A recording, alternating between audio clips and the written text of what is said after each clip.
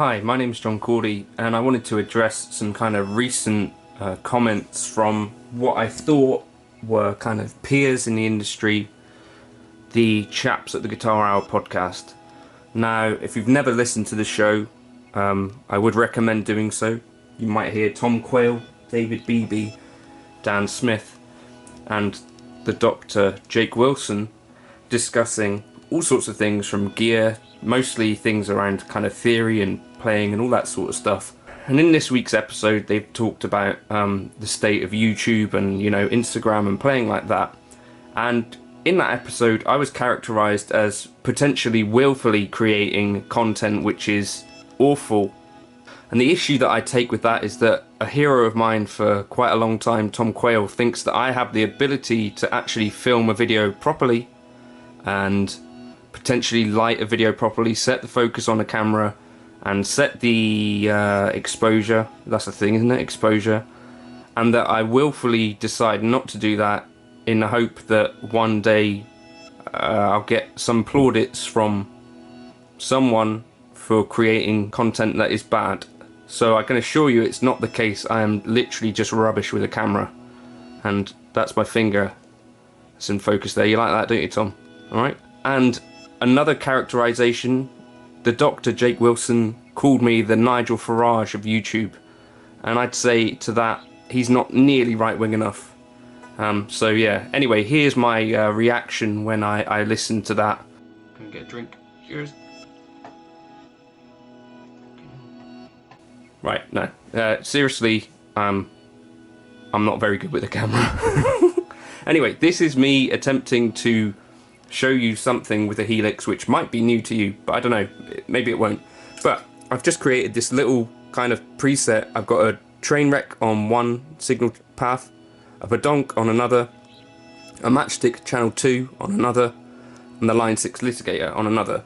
And why, you might ask, and the answer probably is because you can, and the other answer is I thought it kind of did an interesting thing. So what I've got is I've got these amps panned to different places within the stereo field. So the first signal path is to the far left, we've got this one at 53 left, this one at 53 right, and this one here is all the way right. And I've got a Ganymede on the two outside paths and a delay on one of the middle ones and a compressor. Why or what's happening here, and does it sound good? I don't know, you can make your own judgments on that.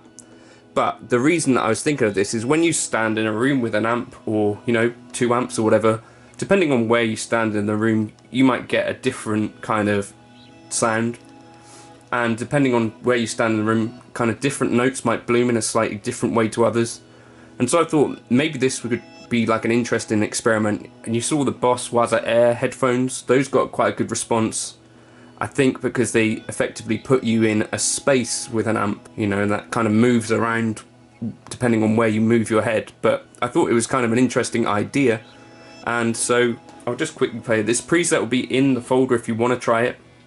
But you could easily create something like this yourself. I'll just show you how to do it in a sec. But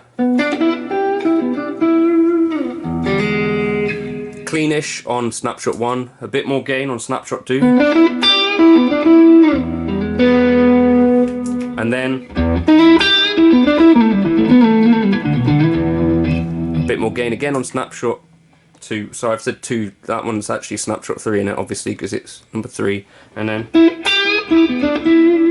so they've all got slightly different kind of gain settings, and the gain on each amp is kind of turned up, and I've messed around with the volume of the cabs and bits and pieces like that, but tried to get it so there's a fairly even-ish balance, but it's not completely balanced across the stereo field.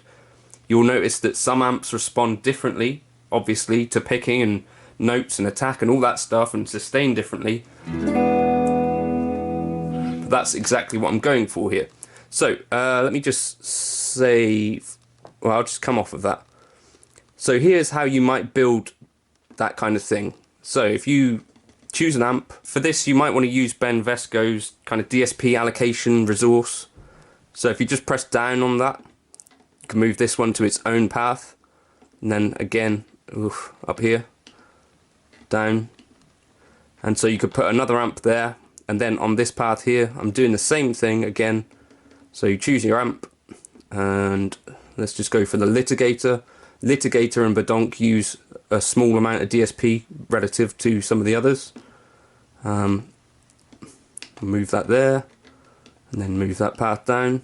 Thank you to the person who gave me the tip, but you don't actually need to move all the way to the edge.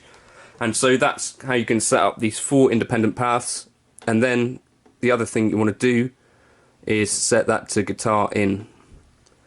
Now, of course, you could also use this to run, you know, multiple instruments. If you used the returns, you could plug 4 guitars into here, or 4 guitars and a bass, or 3 guitars and a bass, sorry, obviously not 4. But this is how you run like 4 separate signal chains. On the Helix itself, you don't have loads and loads of DSP once you've done this, but you can run sort of delay, a compressor, reverbs on a couple of them, and that sort of thing. But yeah, that's how you might try that. But I think it works really well, and sounds pretty cool, I think. So I'm going to experiment with this a little bit more. I think it works really well for kind of that bluesy thing.